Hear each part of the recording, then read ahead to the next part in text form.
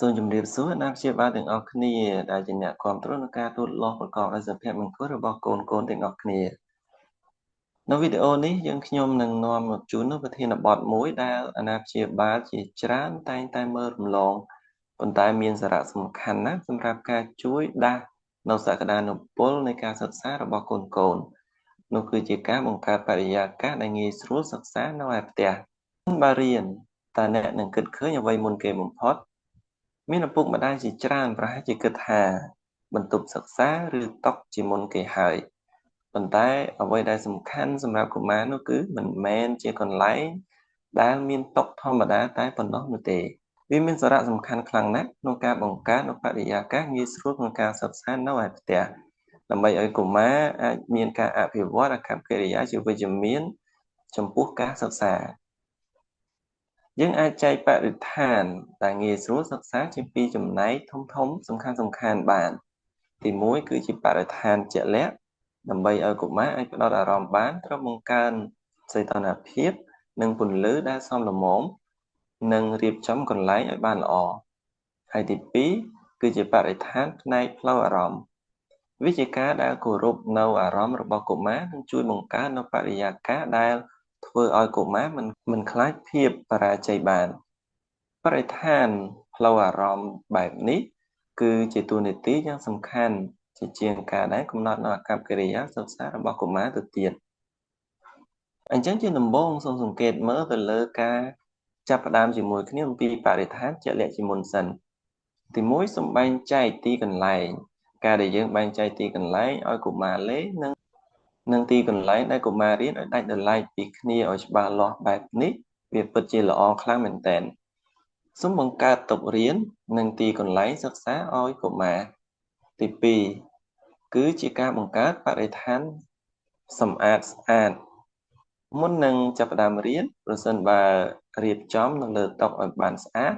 នោះអាចកាត់បន្ថយនូវការរំខានហើយអាចបង្កើតនូវសមត្ថភាពផ្ដោតអារម្មណ៍ឲ្យបានល្អដែរទម្លាប់សម្អាតគឺជាការចាប់ផ្ដើមនៃទម្លាប់សិក្សា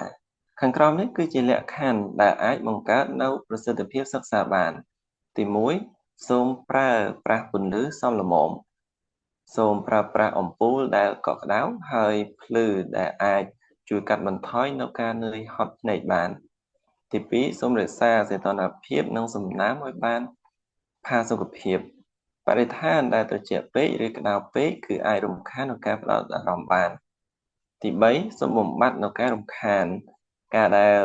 បំបត្តិនៅទូរទស្សន៍ទូរស័ព្ទដៃនិងម៉ាស៊ីនលេងហ្គេមជាដើមចេញពីកន្លែងសិក្សាគឺអាចផ្ដល់ដល់ការផ្ដោតអារម្មណ៍របស់កុមារទៅលើការសិក្សាពេលនេះយើងនឹងនិយាយគ្នាអំពីបរិស្ថានផ្នែកផ្លូវអារម្មណ៍ឲ្យកាន់តែច្បាស់ព្រោះវាកាន់តែសំខាន់ទី1សូមគោរពនៅការបញ្ចេញមតិយោបល់របស់កុមារប្រសិនបើសួរកូនពីមតិរបស់កូននៅពេលដែលតុបតែងកន្លែងសិក្សាហើយបញ្ចូលវាទៅតាមអ្វីដែលកុមារចង់បានកុមារនឹងកាន់តែប្រើប្រាស់ទីកន្លែងនោះដោយក្តីស្រឡាញ់ទី2សូមផ្ដល់សិទ្ធិឲ្យជ្រើសរើសជាជាងបញ្ជាថាកូនត្រូវតែរៀនឥឡូវនេះប៉ុន្តែសូមផ្ដល់សិទ្ធិឲ្យកុមារជ្រើសរើសតូចៗដូចជាកិច្ចការផ្ទះរបស់កូននៅថ្ងៃនេះកូនចង់ធ្វើនៅលើតុឬនៅក្នុងបន្ទប់ពីព្រោះតែកុមារជាអ្នកជ្រើសរើសដោយខ្លួនឯងដូច្នេះកុមារអាចមានទំនួលខុសត្រូវកាន់តែខ្លាំងឡើងទី3សូមកំណត់ពេលវេលាជាក់លាក់សូមបង្កើតទម្លាប់ដែលរៀននៅម៉ោងដូចគ្នាជារៀងរាល់ថ្ងៃប្រសិនបើខួរក្បាលសមនឹងអាកប្បកិរិយាដដែលនោះវានឹងកាន់តែមានភាពងាយស្រួលក្នុងការផ្ដោតអារម្មណ៍បានល្អសូមបណ្ដុះនូវការយល់ដឹងថាការសម្រាកគឺជាផ្នែកមួយនៃការសិក្សាដែរសូមកំណត់ពេលវេលាសម្រាប់ការសិក្សាឲ្យបានជាក់លាក់ដូចជារៀន45នាទីហើយសម្រាក15នាទីប្រសិនបើកំណត់ពេលវេលាសម្រាកជាក់លាក់ដូចជារៀន45នាទីហើយសម្រាក15នាទីដូច្នេះគឺជួយលើកកម្ពស់ដល់ការសិក្សាមានប្រសិទ្ធភាពនិងជួយស្ដារឡើងវិញនូវសមត្ថភាពផ្ដោតអារម្មណ៍បានផងដែរតាមរយៈការសម្រាកបានគ្រប់គ្រាន់នេះអាណាព្យាបាលទាំងអស់គ្នាបរិស្ថានងាយស្រួលក្នុងការសិក្សាអាចជំរុញឲ្យកុមារយល់ដឹងថា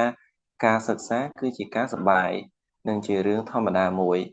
ការដែលធ្វើឲ្យផ្ទះរបស់យើងជាកន្លែងរៀនដ៏អស្ចារ្យគឺ មិនមែនជាបន្ទប់ធំទូលាយឬមានឧបករណ៍ថ្លៃៗនោះទេប៉ុន្តែ